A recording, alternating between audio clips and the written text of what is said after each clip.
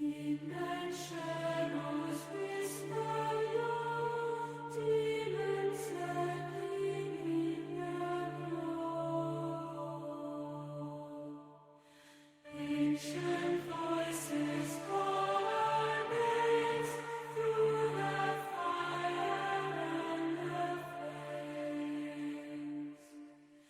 Demons on will feel the fear, their whispers dancing your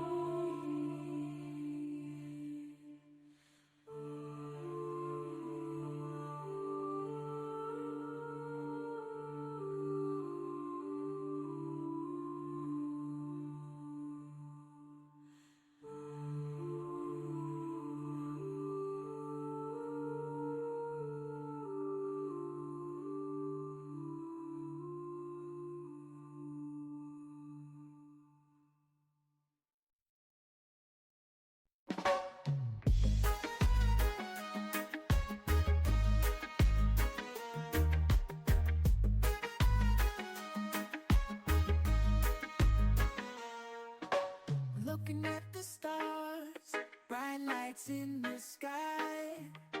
I ain't sure what it is, but it's making me fly. Spaceships zooming past, colors flashing by.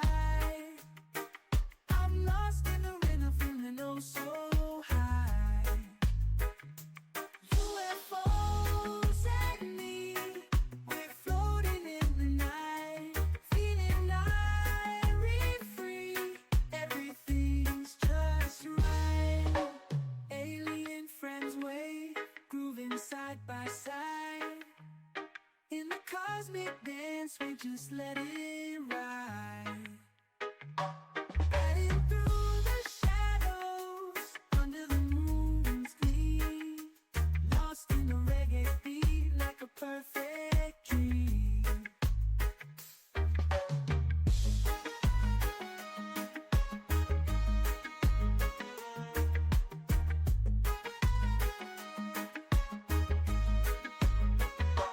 UFOs and me, we're floating in the night, feeling airy free.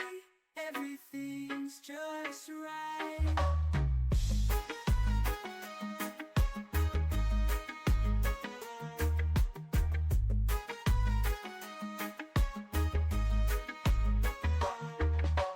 Alien friends wave, grooving side by side.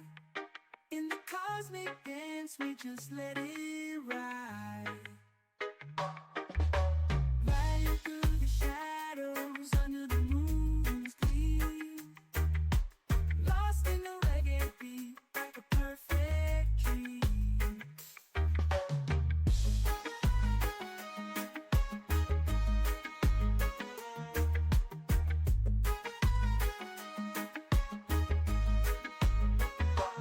UFOs and me, we're floating in the night, feeling airy free. Everything's just right.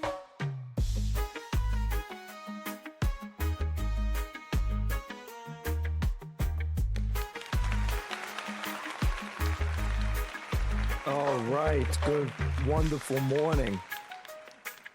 What a great morning it is.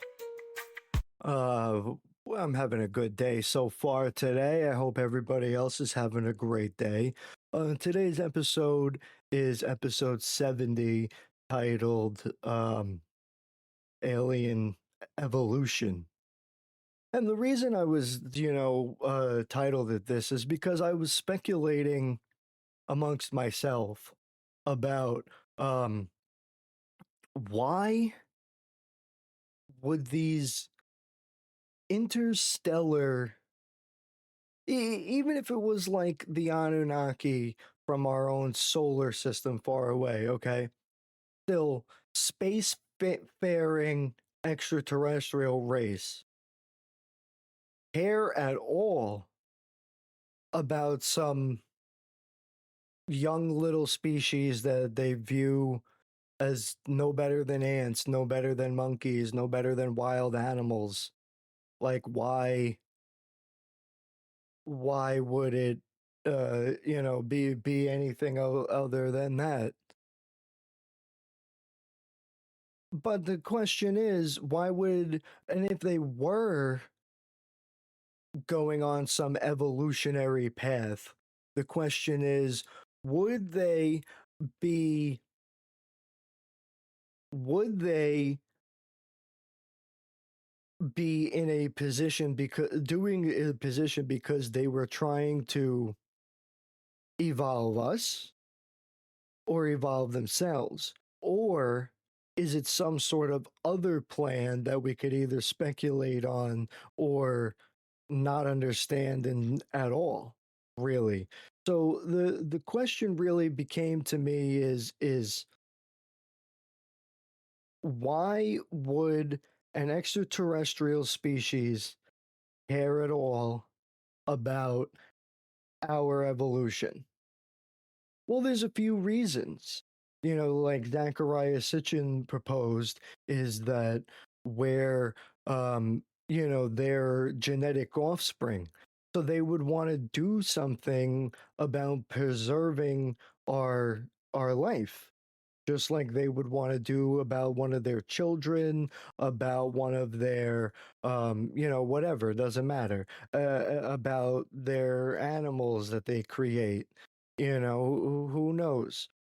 you know, uh, just like you care for your puppy or your kitty or whatever animal you have in your house. If something happened to it, you'd be devastated. I guess maybe it'd be something similar to that too. It depends on what level they care. Is really what I'm getting at. It depends on what level they actually give a shit about us to get to the point that we are literally like, that they care about us. So um I don't know, it's really speculative, but it's also weird. But you could go, and because you also have theories like panspermia, and then the offshoot of that, which is directed panspermia. You could have an alien species who, maybe not even millions of years ago, but billions of years ago, felt it was their duty to seed the entire universe. And they sent genetic materials out, all around the world for whatever purpose and whatever reason. And all around the universe, excuse me, not the world, all around the universe. And eventually, over millions of years, it landed on planets, and we on Earth just happened to be one of those species. Which actually might explain a lot of things. We talked about in our past episodes that, you know, these these species, it doesn't, just because extraterrestrials exist does not discount evolution and Darwin's findings and all those other types of people's findings. It doesn't discount any of that. It doesn't even discount the fact that there were other hominids on this planet and we mated with them or killed them off or both until we eventually became one species here on the planet.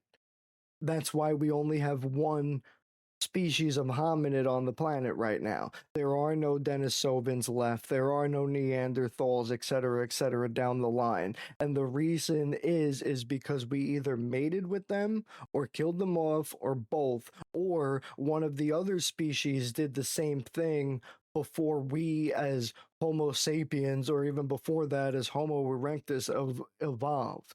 So, and even appeared in the genetic gene pool. Remember, we only appeared like what was it, like 250,000 plus years ago ish, you know?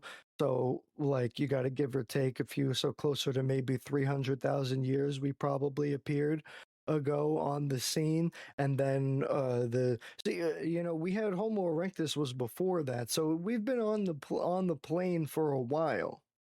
It was only after we developed some sort of consciousness that we began expanding, multiplying, doing all these other things at a conscious level, not just going on hunting for food and all these things. So, right then and there's some sort of evolutionary trait going on. So you can't discount evolution. In fact, the universe is probably some sort of combination of all the above. Whether extraterrestrials actually came here to this Earth may not even matter. It may be the fact that just because it's all out in the open and just out in the universe, their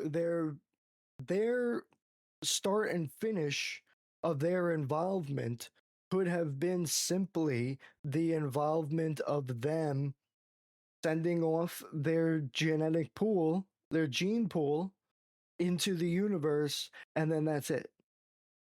And whatever happens afterward is just our thing. We could even have extraterrestrial species come here and work on them, and they be different than the extraterrestrial species that originally sent out the genetic DNA. In fact, that actually makes sense because we were on the planet and then other beings came here and discovered one of our original hominid species on the planet, according to the Zachariah Sitchin's translation of the Sumerian cuneiform tablets.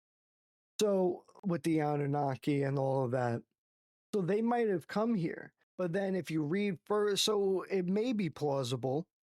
But then, if you read further into the story, they were here already, and then eventually we still evolved. It's like they came here and tried very hard not to mess with the natural evolution of the planet, which would have brought about us on the planet. And so they would have discovered the evolution of our hominid species, or one of the first ones, if they left the evolution of the planet intact. Them being here might not do that because, unless they were fully clothed and didn't wore special gears to not even transmit their breath into the atmosphere, maybe that would be something that would leave them not able to, leave a genetic marker somewhere on the planet. But I mean, if they were here at all, something had to happen from them being here. Something had to cause some sort of chain reaction, even minuscule. It doesn't mean that it specifically affected us, but it could have been something minuscule. So, unless they were in some sort of void suit or something that like didn't allow them to interact with the world, I don't know. You know, they were in some sort of vacuum chamber. Obviously that's very implausible. Um, so when you go and you think about all these things, you start to realize and speculate certain ideas about what's going on. And so what if, a species sent out, millions of years ago, and because they felt that they had some sort of need to go and see the entire universe, ensure the evolution of the universe. But what if it wasn't just about ensuring the evolution of the universe? What if it was about ensuring them? What if it was about ensuring their species and their genetic lineage kept on living? Maybe they knew that just like every other planet, their planet would die soon. Maybe they were like those other what was the name of that scientist who had the theory about it? Like they had some sort of I think he was a Hungarian scientist. Uh they had some sort of belief that they needed to um see the entire universe to ensure that their um, genetic material, their genetic offspring continued to live, but they didn't do it by sending people out and to a planet and then having them populate the planet. They did it by sending, microscopic genetic materials into, some sort of way and transmitted them to the throughout the universe. Actually, there's a newer theory on how to do that in our modern science methods where what was the name of the modern scientist? Guy's still alive today, I believe. They had the idea where they would literally send out tiny microchips and um on like little tiny parachutes kind of, and they would use these electrode rays and these laser beam rays and these light rays they would use to hit um the tiny parachutes and use that to push the parachutes out and into the universe. And they calculated like some tiny little jolt of it would be able to send it out for like 1,000 years or something, or whatever like that. Like a little nudge would be able to send it far along. And then because it was so small, it would be able to be manipulated by whatever forces and carry it across. And that was like one of the new theories. And then they said maybe we should do that and spread our genetic material that way to far off solar systems, because we may not be able to travel to these planets physically, but we can send our DNA and our offspring. Well, that's very similar to what some ancient astronaut theorists are saying that the extraterrestrials actually did in the past. They sent off and this might be why we have the memory of the creator gods and all these other things and the other planets and whatever. It may be that there's some sort of genetic material program for us to remember that we were some sort of other species somewhere else. It may be some sort of programming in our genetic material for us to build the belief in our DNA or whatever the case, that there are these other beings out there and we came from them. Maybe not literally here on this planet, but we came from them, in a sense of genetic offspring. We came from them, in a sense of like, I came from my great great great grandfather down the line, but I didn't literally come from him. It was just passed on. Is the process, is the way to do it. The information, the genetic material was passed on, but I didn't come from a direct causality, a direct intervention. And it may be some I don't think that this is the case with the Greys, but some people have speculated that this would be the reason why the Greys themselves were here to check on our species, and why they look so emaciated is because they have, they're either, some sort of hybrid form of themselves, or they evolved genetically somewhere else, or they were manipulated by the thralls of space and all of that. The uh, poor conditions of space and their muscles atrophying and all things like that. And they just got here from their planet, and they happen to arrive here and say, hey, our idea of sending out other species or our genetic material to other planets worked. And this gave and here they are, these genetic material people who are similar to us, built from us, and now we're here and let's tweak their DNA or fix it or do whatever they had to do. And I don't really subscribe to that theory in a sense, I think, but it could be plausible. You know, I feel like there are a lot more far-fetched things going on. Sip of coffee. Mm. Second sip of coffee.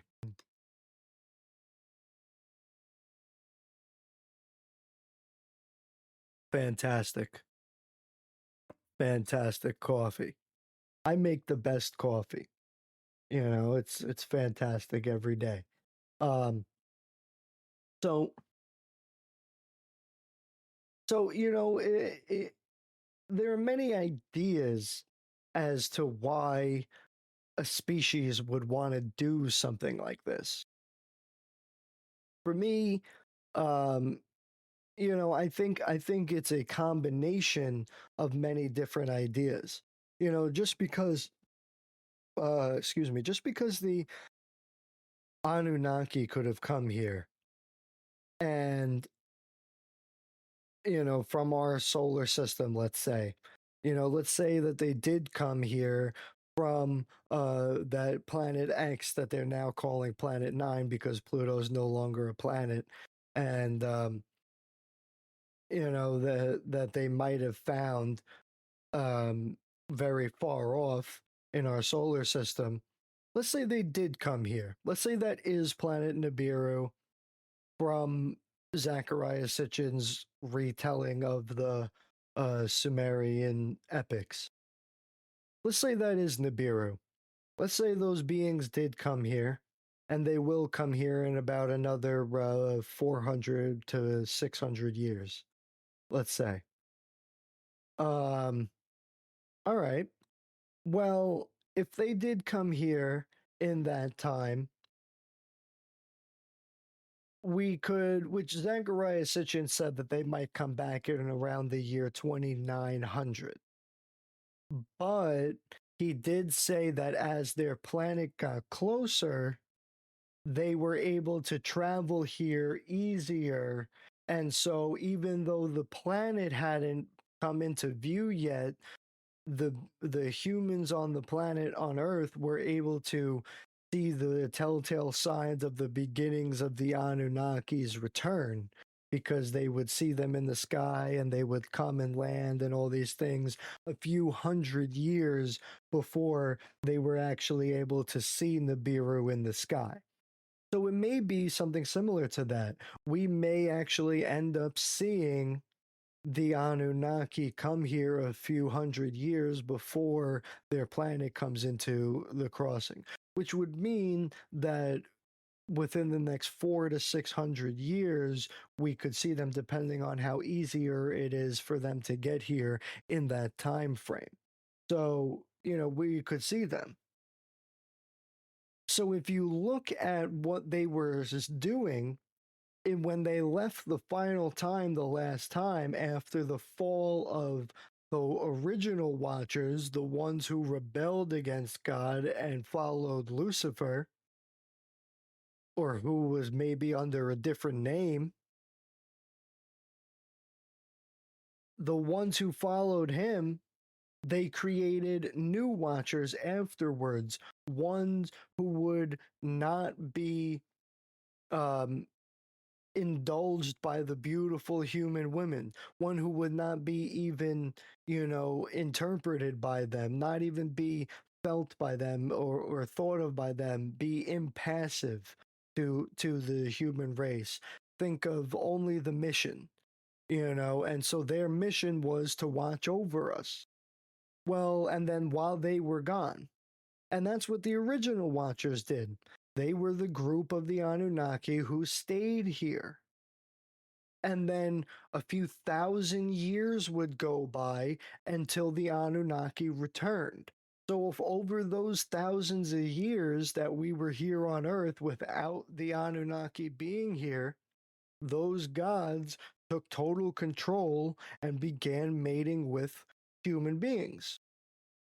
and maybe out of evolutionary whatever, maybe out of lust, maybe out of whatever.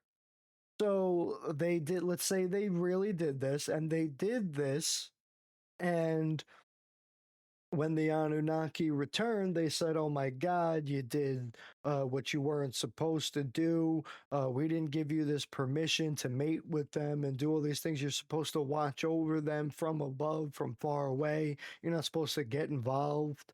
So they did all these things, and then it caused this great war, and then, blah, blah, blah, continued on. So, um, why would these beings attempt to do this though? So then they created afterwards, after they won the war, they created this new species, this new being to watch over. And if you look at the Greys, who some still call the Watchers now, the new Watchers, if you look at the Greys, some people describe them as biological androids. They don't really have that much interior function. They don't really have that much, um, you know, um, ability to do whatever, beyond themselves. And they seem to be telepathic, right? Well, maybe they're communicating with each other through some sort of telepathic, maybe neural link or some sort of maybe signal. If they were androids, maybe they had a robot brain and they were sending, signals to each other, and that way. And but we appear it as it appears to us as they're telepathic with each other, because they can signal to each other through their brains, when really, if they're robots or androids, it might just be literally sending a signal to each other like a walkie talkie. Who knows? But it's all plausible. And some have proposed that these grays are actually more like von Neumann probes, where you send out one and one becomes two and two becomes four and four becomes eight and so on, where they keep cloning themselves, and each one reproduces another copy of itself until you have hundreds and hundreds of versions of itself. So and just able to repopulate the earth and the planet, do all these things. So that's entirely plausible, and it would explain why they were like biological androids, because maybe they use genetic material to be able to clone themselves like a 3D printer almost, and be able to make more and more copies of itself in a more and more perfect way, in a which way they can evolve. And it would explain why they were unaffected by gravity, G forces when you see the UFOs go. It would explain all these other things. So maybe that would be the case. Maybe that would be the case, that they did something like that because they needed to create a impervious force that would be able to, carry out the mission and continue carrying out the mission until the mission was over, or whatever the case may be. So but the point is that they would create a species, and the species would be, different from everything else. It would be, different from these evolutionary traits of the hominids on the earth, and it would explain why they would be robot like, because you would want something to be robot like if you wanted it to remain passive and on mission, not get involved with the species emotionally and physically. Now, that might mean that that's also why we see human abductions, and then they claim that their DNA samples are being taken. It might explain why we have cattle mutilations and stuff, because they're taking these genetic material that's similar to them and using it to 3D print copies of themselves. It may be that that's the case, and who knows? So that's why we see the involvement of these UFOs on the planet, and that's why it's not necessarily for our benefit. This is why I say it's very centrist and very idealistic for you to think that these extraterrestrial gods would be here for our benefit. I think that's absolutely silly. Hey bro, question mark. Um, exclamation point. Hey bro, what's poppin', G? How you doing? Uh, you know, uh Doing great, man. I'm having a wonderful day. I hope you're having a wonderful day. We're talking about the evolution of aliens and also humans here on the Earth, and speculating on the various ideas that are being passed around the universe and the Earth, and among scientific and non-scientific and different communities. So that's what we're talking about today. And so um you're also interested in aliens. I love talking about aliens, bro. There's so many different theories and ideas on what could be happening, and I think it's a combination of all of the above that it it really um it really toes the line of what you can allow your mind to believe and understand based on the evidence. And remember, just because there's aliens, it doesn't discount um human ingenuity, and it doesn't discount natural evolution on the planet. It also doesn't discount that there's an actual God out there in religious terms. There could be a real God out there, one singular omnipotent force, and still be extraterrestrials. It's very plausible. There could be both, and that's the important part to understand and distinguish. And just because we here on earth believe in these gods, and these gods are we're really extraterrestrials, doesn't mean that there isn't also an actual all omnipotent God, creator of the universe and blah blah blah. It doesn't mean that there isn't that also.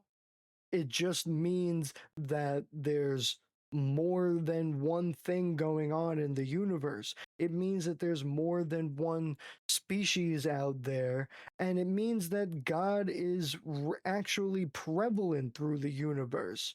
It would mean that okay, maybe what if it was true, for example, that we were the best species in the universe, the most beautiful, the most advanced, like the Bible says, right? What if it was true in that, because God made 100,000 other extraterrestrials in the universe, and we were 100,001 species, because he finally got the genetic material right. He finally got the formula to create these species correct.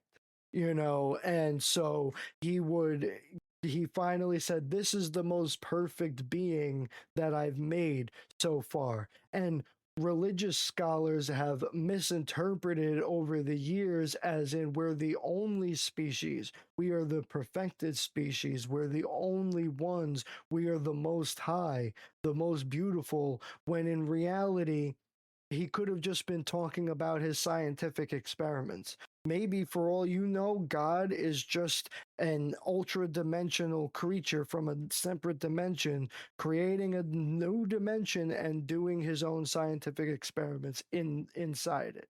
For all you know, we could exist inside of a some sort of chamber, and the universe could be blinking in and out of existence, but from our perspective, billions of years are passing. Yet from their perspective, we're like that tiny little universe that they're attempting to create in laboratories that are going, blinking in and out of existence real fast. So, from our perspective, it's real fast, but from the what if from the perspective of that creature, it was real long. So who knows? But it could be a whole bunch of things. And so when you go and you think about all these different plausibilities, you really start to speculate on, well, your mind starts to go on to how you can rationalize some of the ideas that are going around. And this is where I get into a lot of the ideas of how I believe that the people who think these things are very centrist and speculative in their own world view on it. Like for example, when people say, oh, the aliens are here and they love us, they want to protect us and baby us and give us all this information. Like, yeah, wouldn't that be nice, bro? They're coming here and they love us. They want to give us these wonderful books and these great scientific achievements and all these other things and make us this really great species. Like, wow, wouldn't that be amazing? Yeah, that would be amazing. That's also very fantastical. Why would they want to do that? And this is where we get into the next topic of, instead of it being about us, it's about them. Because if it's about them, it makes a whole lot more sense. They would want to preserve their own species. And how would you do that? Well, it's the same thing we're running into now. In fact, Elon Musk even talks about this all the time, where he believes that, human beings desperately need to get off this planet and go to another planet just in case we can't have all our eggs in one basket. Right now, we have all our eggs in one basket. We are just as vulnerable as the dinosaurs were to a planet-wide extermination, to a planet-wide extinction event, just like the dinosaurs were. We are the same way. Now, we do have that new technology where we were able to prove that we could knock a asteroid off course, or whatever, a comet off course, not a comet, a meteor off course, but that works given advanced time. Given enough time, we have the ability to actually do that. Yes. But what if we didn't have enough time? We would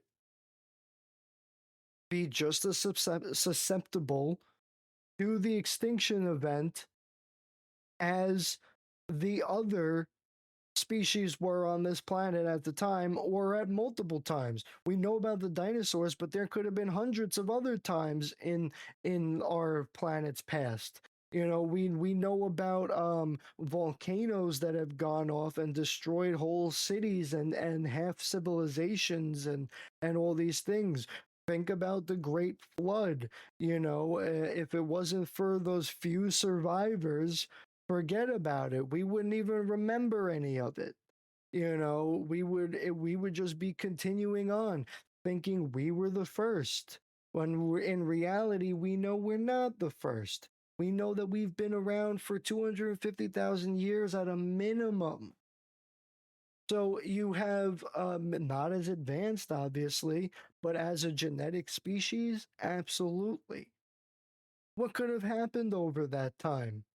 Well, in what was it, 1505, I think it was, is called it was either 1505 or 1502. God damn it. I really got to get better at remembering years.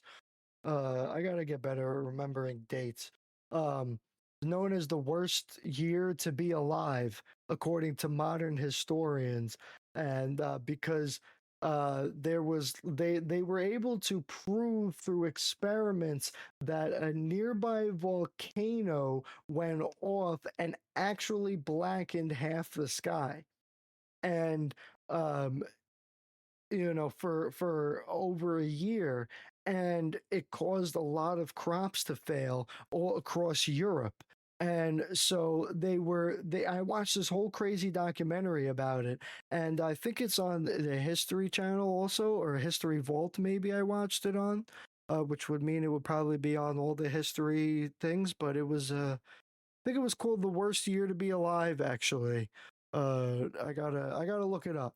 And again, because that was a good documentary. Um, but the point is there were multiple events across our history as a planet, as a species, that maybe not even be written down, may only be available in geological evidence, may be only available in whatever the case may be, or not at all, because of just the ravages of time made it so we can't study that. If you look at, um, what's his name? Rami Ramani, the Egyptologist, he sits there and he's like, think about all the stuff that's under the sand. I mean, think about when they last went and saw the Sphinx, and during the time of Napoleon, and it was fully buried up to its neck again. The same story is echoed thousands of years earlier in Tutankhamun. King Tut literally had a dream that he saw the Sphinx and wanted to become, he knew he was going to become Pharaoh. And he said, and had a dream that if he unburied the Sphinx, which was buried up to his neck, that he would, become the Pharaoh. And of course he did, the king. We call it the Pharaoh in our modern times, but it was really just the king. And they had a different name for it. And they, but we call it a pharaoh in our modern times, in our mythological times. I think that comes from Greek translations, I think, if I remember correctly. But anyway, so there's all these events over the course of time. The Sphinx itself was buried under the sand for thousands and hundreds of years, and over multiple periods. So it was buried up to its neck, unburied. The sands of time blew across, metaphorically and literally, and literally buried it to its neck again. And then in the time of Napoleon, we started to unbury it from the sands. So think about all the things that are under those sands. There's probably thousands of tombs and burials and remaining structures, maybe even from the old kingdom in Egypt. We don't have many things from the old kingdom there. We have a lot of stuff from the new kingdom. The old kingdom is mostly in the realm of mythology, just like Atlantis almost. So, and we may find that one day Atlantis exists, just like we did with the city of Troy, just like we did with the city of Dwarka in India. So um, there are many, many examples of this all across the earth, and a lot of these cities are all buried underwater because they were further out in the time of pre-flood, or just natural rising of the ocean water in our time. So you have these cities that are lost, and over time, because the waters have been rising and rising over time on the earth. So, and this happens everywhere. The sand moves, the water moves, the earth moves. We're not a stagnant planet. Everything's moving across the earth. Everything's changing, even on the inner earth. So everything's evolving. So this is why you can't discount evolution, because evolution is happening all around us. Look at the what is it, the bombardier beetle, with the two different gases inside their body. How did they evolve to be able to have two different gases evolved in their body, a mixing tank, and the two-way valve that would be able to close so that the gases couldn't come back in once they launched them, so that it couldn't implode in on itself. Very interesting how nature would evolve something so obviously mechanical in a natural way. Very interesting. And there's even a frog that they say, I forget the name of this frog, that looks like it has its bone is almost made out of like natural like cogwheel grooves in a way, similar to it. um I gotta look that up again, get the name of that. That would be interesting. I just remembered that. We gotta get the exact information on that. um so um so the idea that they would want to do these things for us is entirely fantastical, in my opinion. I think they would want to do these things for them. Let's even say that, for example, um, it's very prevalent in nature. For example, if you watch a lot of nature documentaries like I do, I love nature. I love learning about animals and watching animals. It's awesome. But if you watch a lot of nature documentaries, you notice that there are animals that go and will put their eggs, their things in another species things. And for example, there's a species of bird that will go and kill the that will see a mother lay their eggs, and then will go and kill it when she leaves to gather food or the nest or whatever. She'll go and land there, kill her babies, and replace her eggs with them, and then that chick will come back and will raise those babies as its own. So it takes away the burden of raising the child from them, but it still ensures that their genetic offspring passes on. Well, it may be a same sort of similar situation going on with these extraterrestrials. It may be the same sort of thing going on with them. They may want to pass on their genetic material throughout the world, and just like those little tiny microchips with the little tiny parachutes being sent out into space, speculatively being sent out into space, and creating, landing DNA on a planet that would naturally evolve, they would literally do something sort of similar. We could have came here as little tiny genetic information and eventually evolved. And this is why you have the two arm, two leg um, species be prevalent, but we all look a little different. It may be, for example, that just because you hear stories about like Markov over there. If you're interested in aliens and maybe you've looked up stuff yourself, maybe you've come across the stories of the grays, the praying mantis type, um, the all grays that are called like the celestials or whatever they call them. The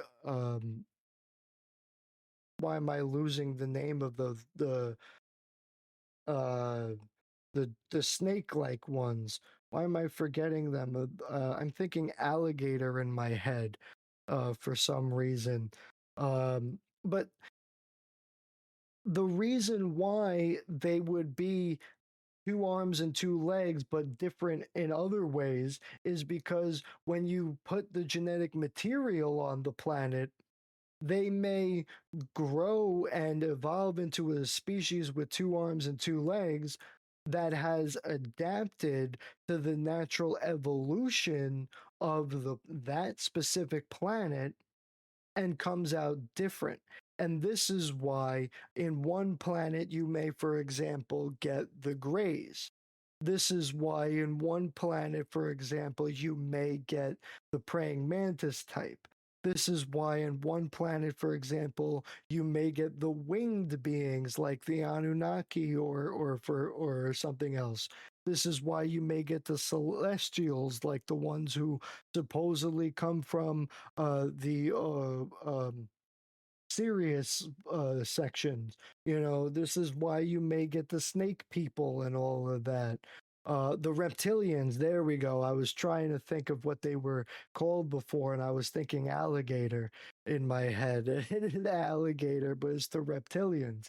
And oh my god, I forgot all about my delicious coffee. How could we do that to you, chat? Oh my god, you need to have your coffee.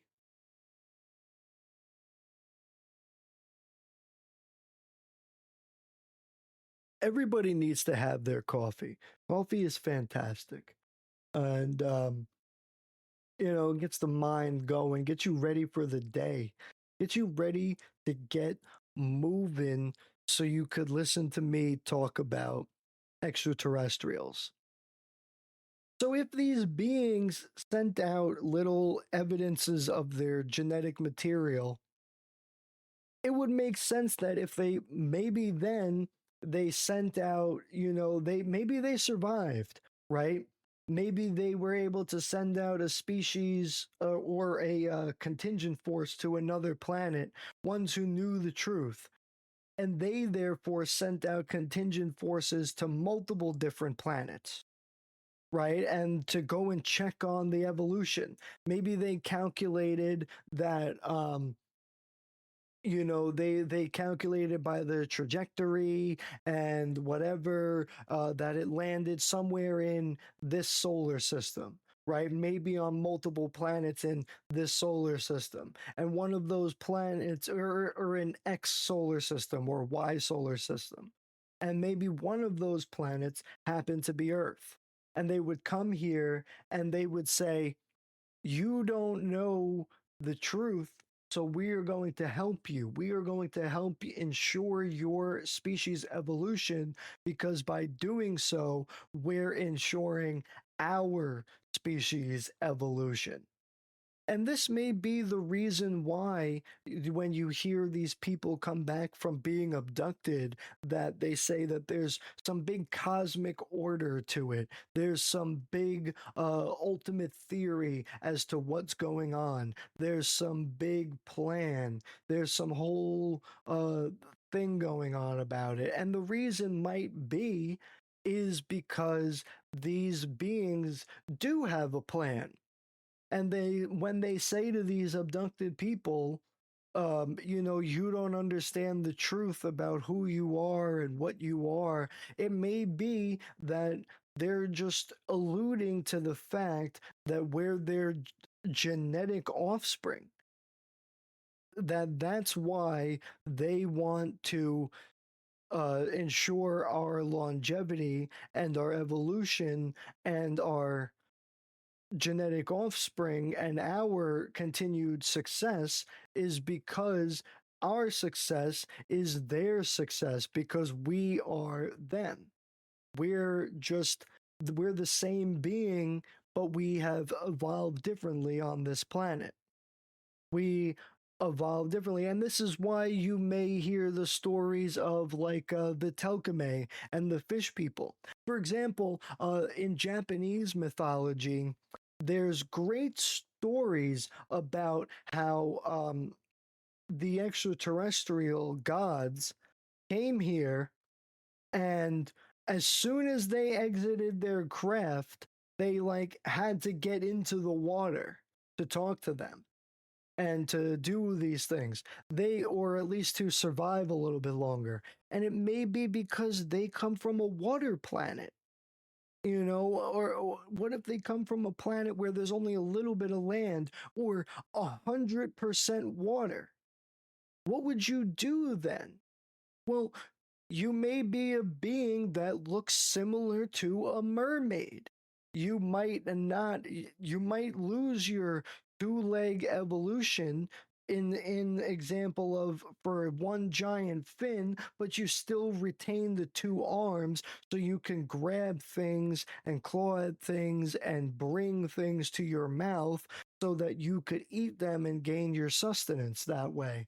And so these fish beings may have evolved on a fish world with the same genetic material that the original alien sent out. So you may have these stories of the fish people as being actually genetic offspring from us because or of us or with us because they are the same genetic offspring just being sent out. We human beings may inadvertently do the same thing if we actually proceeded with actually sending out those little microchips with those little parachutes of our microscopic DNA to other worlds in order to seed life on the worlds, which, by the way, that would be an example of directed panspermia, which is not what, which is exactly what I'm talking, which is exactly what we're talking about. But that would mean that they would send it to specific worlds. So far, we've been talking about panspermia from a alien perspective, but not in a direct one-to-one relationship, as in they're performing a one-to-one thing where they send specific DNA out to the earth so that it would specifically evolve in a specific way. That's really what directed panspermia would be. And then that they would send out beings here to continue that evolution in the course of the direction that they want.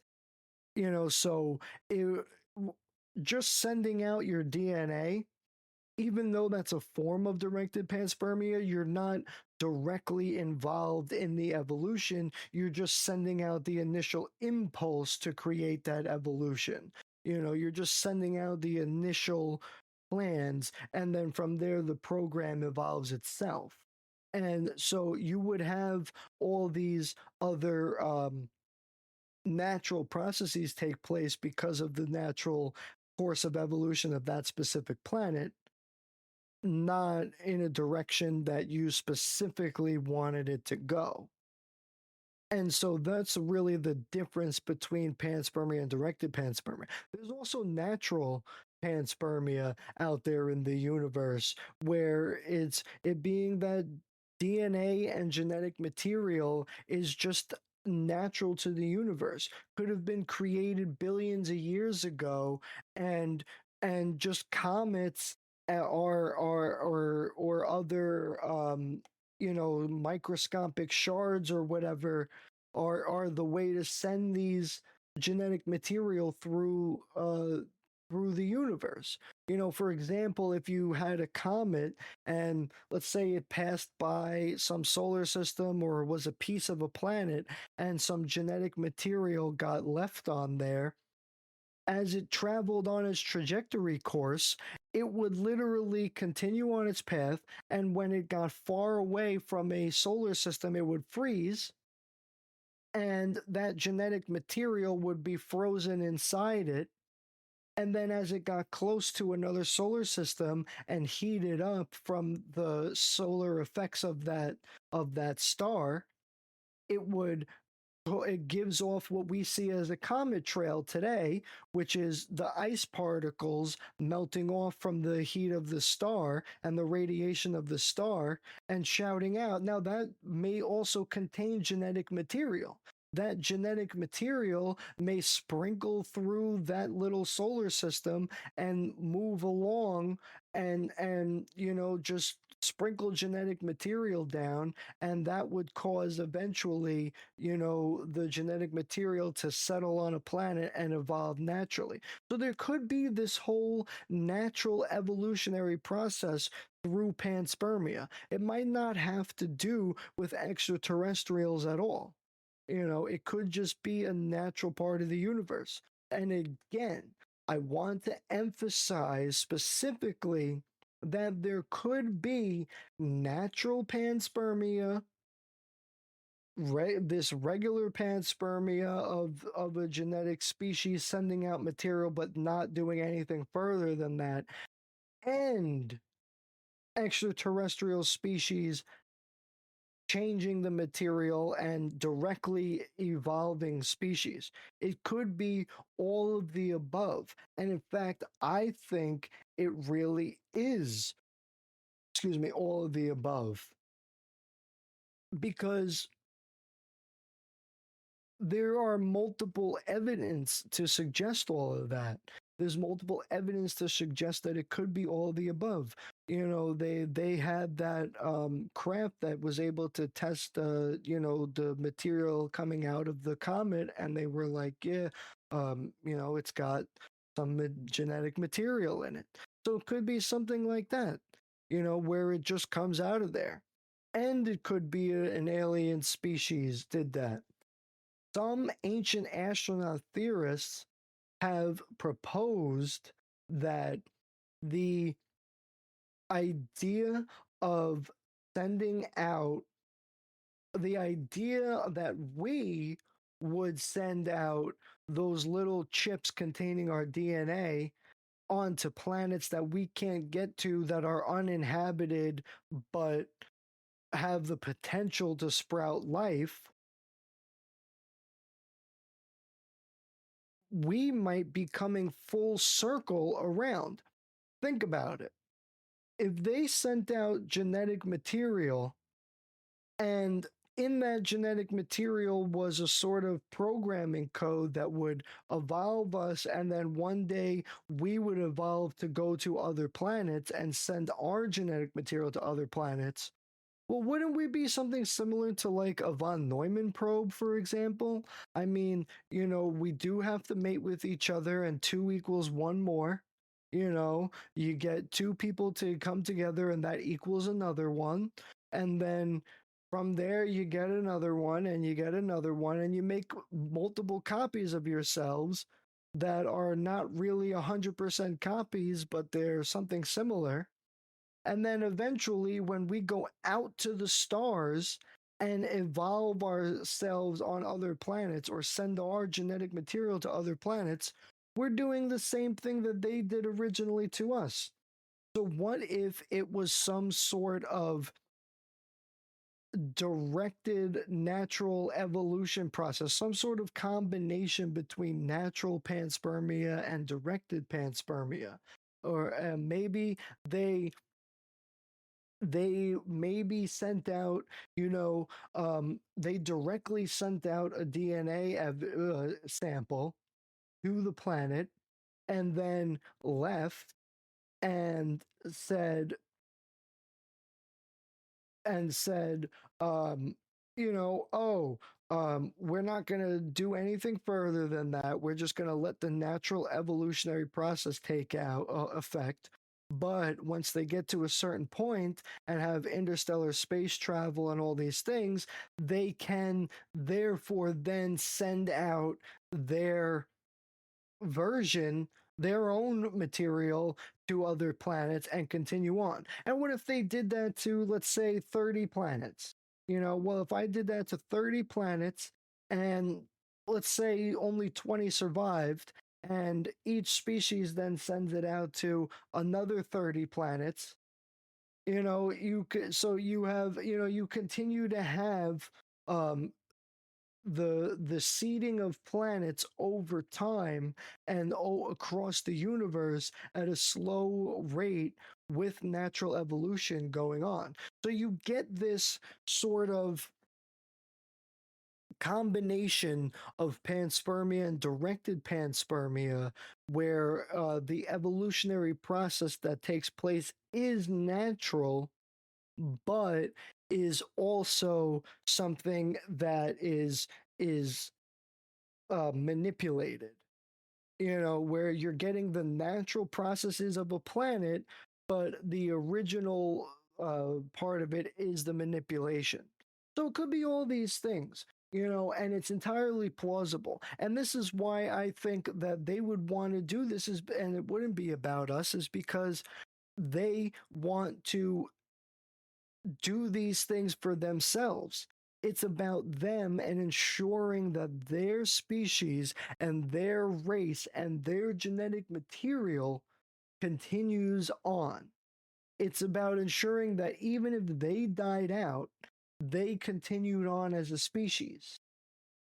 Even if we don't remember, even if we don't remember, we would continue on as a species, even if we don't remember where we originally came from.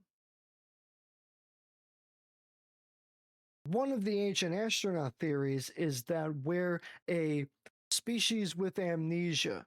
Not only do we not remember a lot of our past because it's been pushed into the realm of mythology and all of that, um, which we learn is a lot of it is actually true. We we look past that and we see that, for example, it says, how do I want to put this? I'm losing my train of thought on this one. Let's see these. Let's say they wanted to. Let's say they wanted to evolve us. For a purpose, right? Let's continue on with the different ways in which they would want to cause our evolution to continue. Why would an interstellar species even care? This is why they would care, is because we are a part of them somehow. We are evolved from them. Now, it's interesting to, I remember we were talking about the realm of mythology, and not remembering as a species. In the realm of mythology, when you look at it, it's all deemed as not being real, but yet we find that a lot of these lost cities and lost civilizations are real.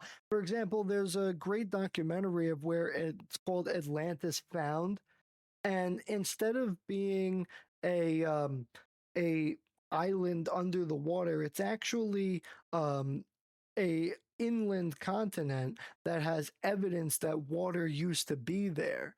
So it may have been like a city inside of, pre-flood, when land masses were different and water levels were different, and they had these different rivers and whatever, water was placed in different areas. It could have been that at the time, and this is what scientists are starting to think, is that this area was actually Atlantis, and it was covered in water at the time pre-flood, and and then over time it dried out and became this desert lake bed. But you could still see the evidence of it in the form of the concentric rings that Plato talked about.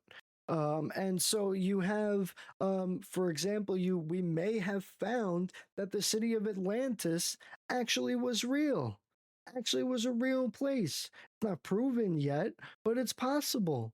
It's possible that all these mythologies things were real.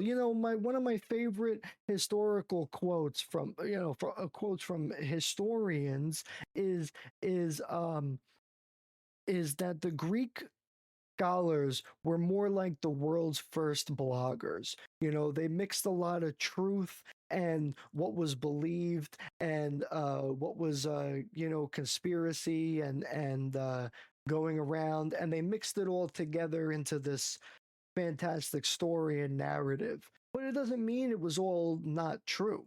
A lot of it was true. And we're finding that out now. That a lot of these stories were actually true. It's just that they've been mythologized, immortalized, fictionalized in some sort of way. Exaggerated a little bit is what is a good way to say. But in reality, they're just they're just it's just another exaggerated story, somebody trying to make themselves look better, trying to make the world look better. So it's very interesting. Now, um one of the other interesting things is what did we just start talking about afterwards? Let's continue on with the topic of let's keep focused on the topic because we're rapidly flying through this episode today as we always do. Um, so the let's toy with the fact that these gods were extraterrestrials and they came here.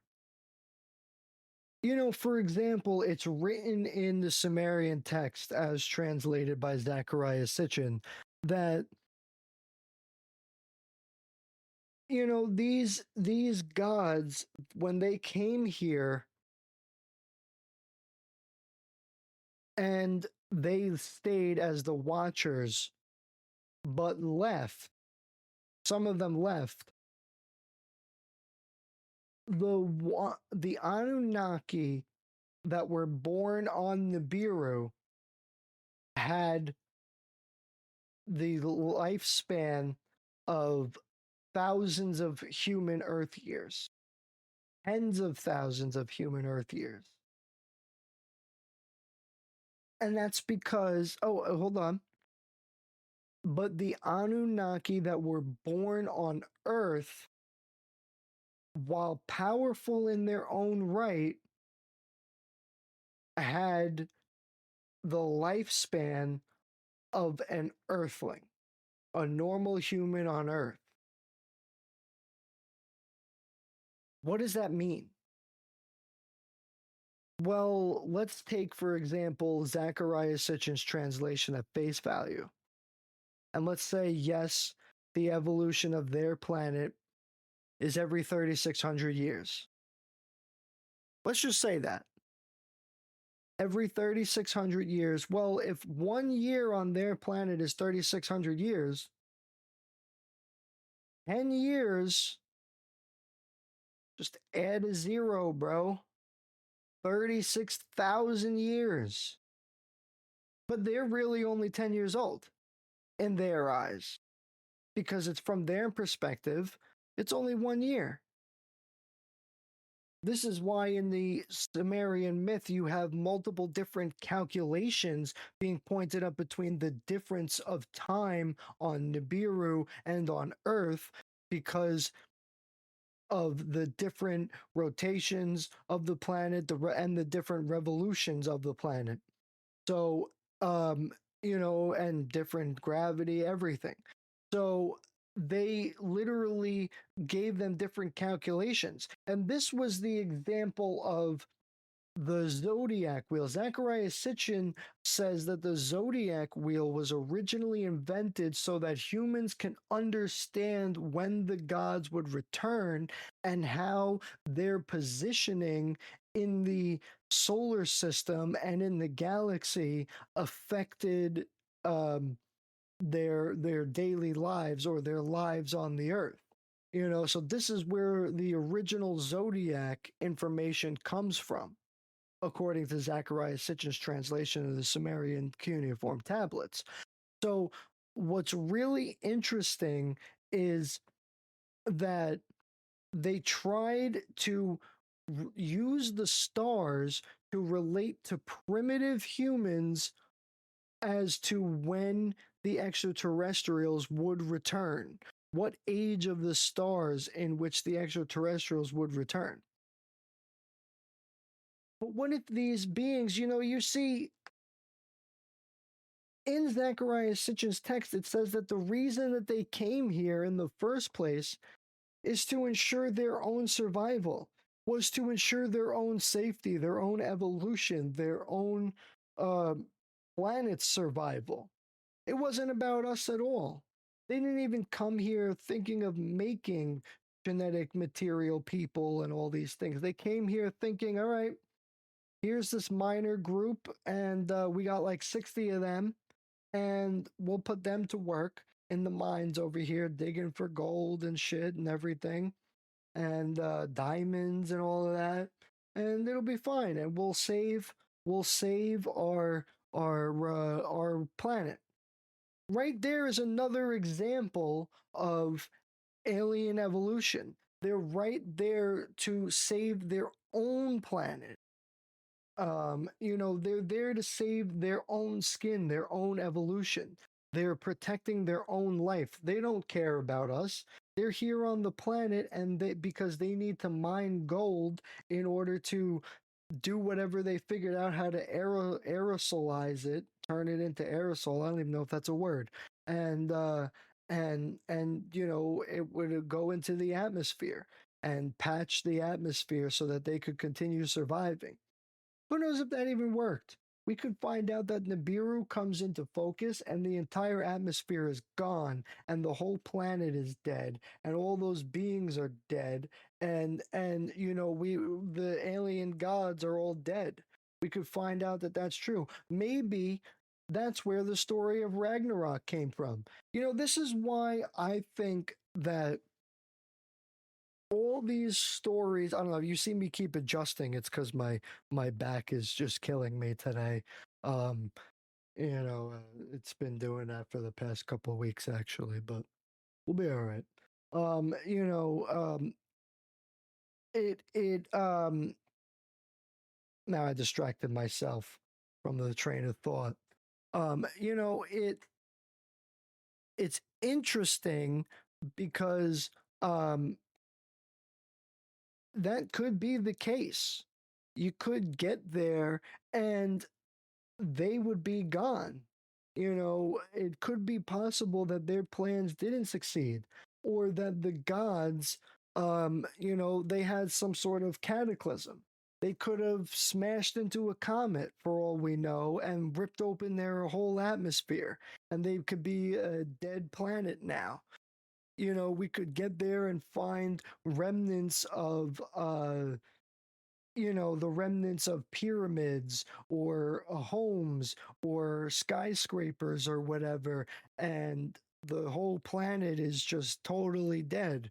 You never know what could have happened. And this is why, and if you think about it, that is the story of Ragnarok in Norse mythology, is that no matter what the gods did, their planet still died off. And if you notice, Norse mythology is one of the only ones that talk about things as being in the very far past, whereas the other ones talk about them being only like a few thousand years ago, which is why I think that these Anunnaki first coming here, we were over 250,000 years ago. I think that the all these different species that are coming here, if there are more than one, I think that they oh my god, I'm losing my train of thought a lot today. This is bad. We need more coffee. That's what we need. Keep our train of thought going. Keep our energy going. You know what I'm saying?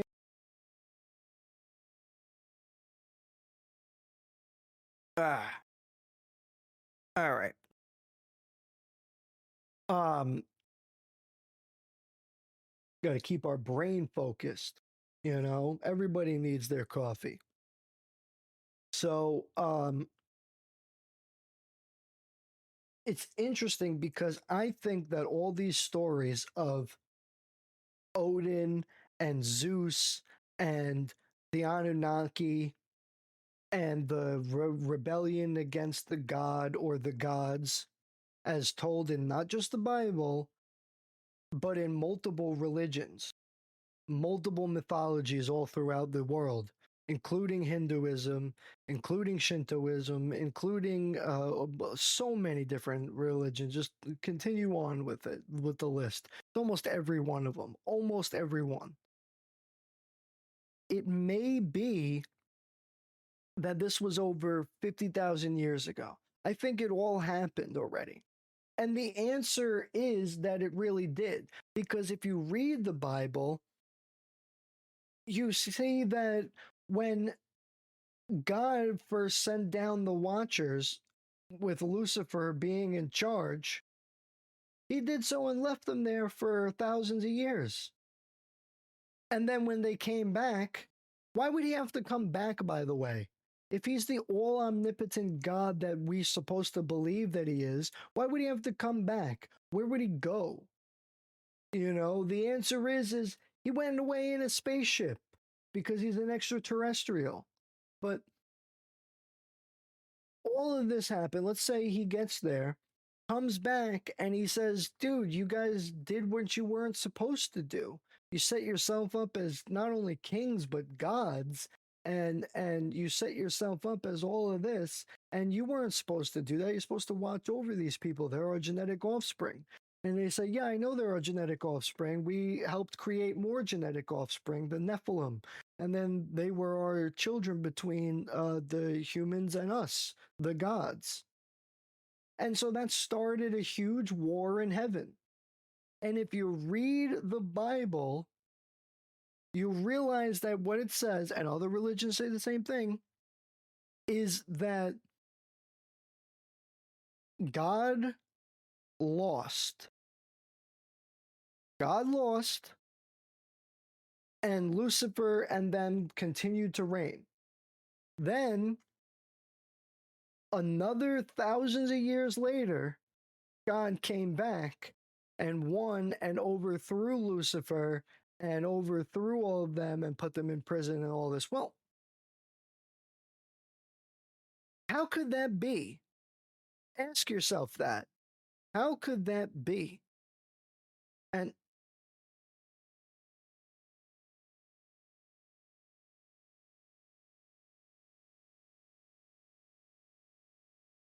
is there a plane flying like right above my house? Like, what the fuck? Like, it's literally like these are like the most noise canceling headphones ever, earbuds ever. Like the fact that I can hear that is so fucking loud. Um, you know, and so the the gods would you know they lost, and then God came back and fought again and then won and imprisoned them. Why would he need to go and come back? Why would he lose? He's the all omnipotent God. All he's got to do is think about it, and Lucifer loses. All he's got to do is imagine it, and Lucifer doesn't even exist anymore. Why would God have to send a flood to re-cleanse the earth when he could just snap his fingers and all the Nephilim would be gone. All the hate evidence of the extraterrestrials would be gone. There'd be no reason to have a war in heaven. And why would he have to come back after losing? Because he did like no other, like every other military would have to do. He would literally go, grow up his forces, shore up his forces, train his forces, you know, and then come back and try again, you know, and he would keep doing this. And this is exactly what happened is he would sit there and then they won. And this is might be why human beings over the course of our evolution believed in one God, then multiple gods, then one God again. It may be the original omnipotent God asserting his dominance as the true God of the universe, as the true God of Earth, of humanity, because he's the true God who created everything. But then again, why would he need to come back? He could just snap his fingers and do whatever, bro. He's the all omnipotent leader God. He's the all omnipotent creator force. Why would he need to do anything like that? The answer is because it's something totally different. You know, he is literally a you know, he's literally a creator force, an all omnipotent God who could do all these different things. And yeah, if nobody's following on X, I appreciate that. That would be awesome to follow on if you could hit that follow button on X. I post on there a lot. Um, so you know, that would be awesome if you could do that for the homie. Um, but anyway, so the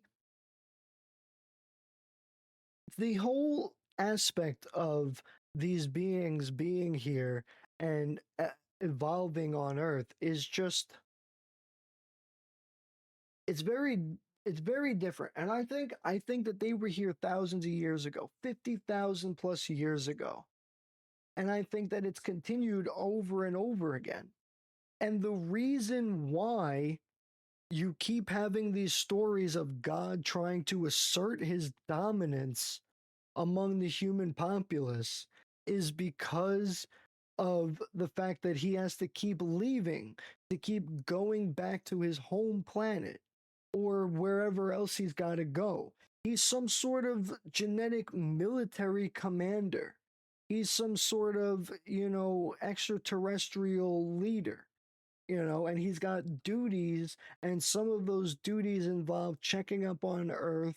Some of those duties involve checking up on, whatever the case may be, going to other planets.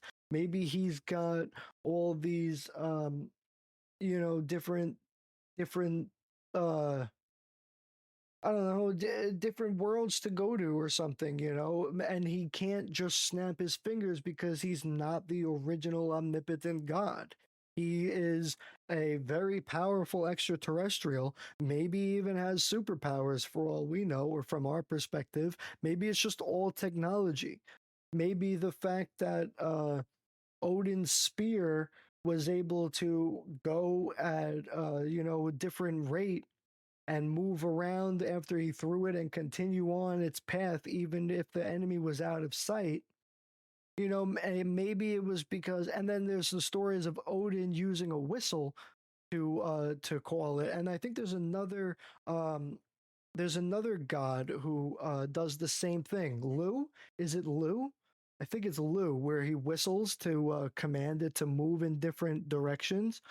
um you're talking about technology right there. I mean, you're talking about sound technology. I mean, think about your Alexa device. It's the same thing. I mean, you're commanding it with your voice. You're telling the technology what to do by using your voice or some sort of aspect of your voice. I mean, it's very similar. And so when you think about it and you take a look at all these different aspects of the universe, you realize that the universe is a vastly open place. Now, I know it's huge, but I mean like in between each place is vastly open. For example, there may be like let's say there's 10 stars around each planet. It's 10 planets around each star. Excuse me, I need a sip of this coffee, otherwise I'm gonna mess up my planets and stars. Like which one's which, I'm not sure. Is it a planet or is it a star? Um, so like let's for example say that there's 10 stars around the planet. Oh my god, I just did it again. There's 10 planets around the star. It could be that there's only like one out of every 10 planets has life on it, or even just the capability to have life. Maybe it doesn't have any life besides microorganisms or something, but it has the capability for it.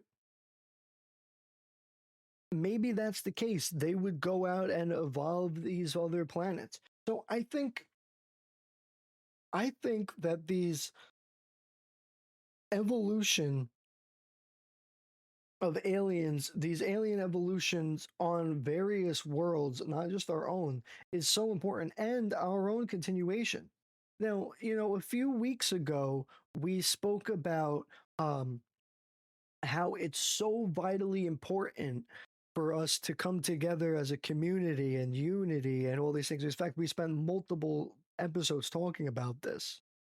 And I mentioned earlier how Elon Musk feels it's imperative to our society for us to go to other planets, not to keep all our eggs in one basket. Now this is very important because it's highly true, but it's important for our species. Forget their evolution for a second. Think about our evolution. You know, we need to not only be sending genetic material out to planets and having it eventually evolve into fully fledged human beings or something similar. We need to also send out our own humans to other planets that are on worlds that either could be already inhabited or just with a little minor tweaking can be already inhabited. You know, a little minor terraforming or something, or maybe even major terraforming like Mars, for example. You know, it could be, but this is imperative because we do have all our eggs in one basket. And not only that, but we also have our,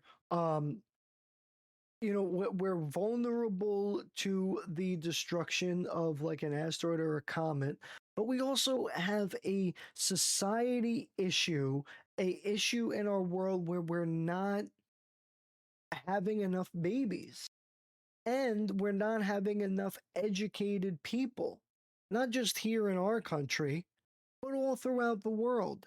Education is on a downturn. People don't want to be educated, or they literally can't be because of their terrible life circumstances, or whatever the case may be. I mean, we need to go to other planets to evolve because we need to continue on our species. We already have a problem with food on this planet. We can afford to, we need to unify as a country behind all of this because we, as a planet, behind all of this, because we need to ensure our planet's species survives. We need to ensure that we survive, whether it be on this planet or another planet. We need to ensure that all our eggs are not in one basket, and they already are. So we need to put them on another planet. We need to get them going. And if we got people off this planet, it would save some sort of food shortages and minimize the effects of climate change. We may be able to do lots of things with that. Let's say we started terraforming Mars and then in 30 years from now sent people there to live on the planet. Then we'd be on two planets. Then what if we went to Ceres, did the same thing? What if we went to another planet or a moon, for example? What if we did all these things? And so, it's very, very interesting to, um, because we need to continue on. It's absolutely imperative that our world, our country, our planet continue on surviving because have a we can't just sit here in one place. We need to keep going. We need to educate our people. We need to do all these different things. And this is part of our evolution now. We may not be although science has shown that we are still evolving as a species. We're not like evolving in the ways like we used to where we walked a little more hunched and now we're straight backed, or our shoulders were a little more rolled forward and now they're a little back. Different things like that, that have caused great changes in our society and evolution over time. Those are not as prevalent as they were. Our modern evolution really comes from passing along our genetic material over time to our offspring, commingling that genetic material, and educating ourselves. But we need to educate ourselves and we need to get our birth rates up. I know that not having young kids at young age is a great thing, but we need to tell our kids that when they get older and become adults, they should have kids. It's very important. Obviously, you need to let people have their choices and all these things, but tell them the truth. Give them the option. Tell them what's good. Like it's all part of it. You know, it's all part of life.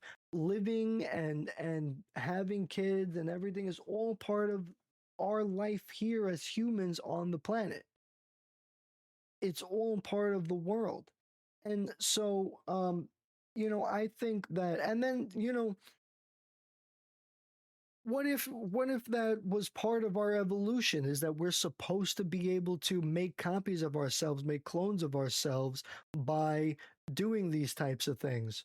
So it's our evolution is really their evolution, because if we're their genetic offspring, then their evolution for us is our evolution for them, because we are them and they are us. I'd like to thank everybody for joining me on this wonderful, wonderful um, morning. I had a great day. Sorry I got a little tripped up, and I promise I will get better at working on dates. Um, Anyway, thanks for joining us today. We will see you next week. Remember to like, follow, subscribe, whatever the case may be, whatever you want to be. Nobody's telling you you have to spend money or whatever. And remember to follow on X, and we'll see you on Thursday for games, and Saturday for the podcast, episode 71 again. Much love, y'all. Appreciate it. Have a wonderful day. In my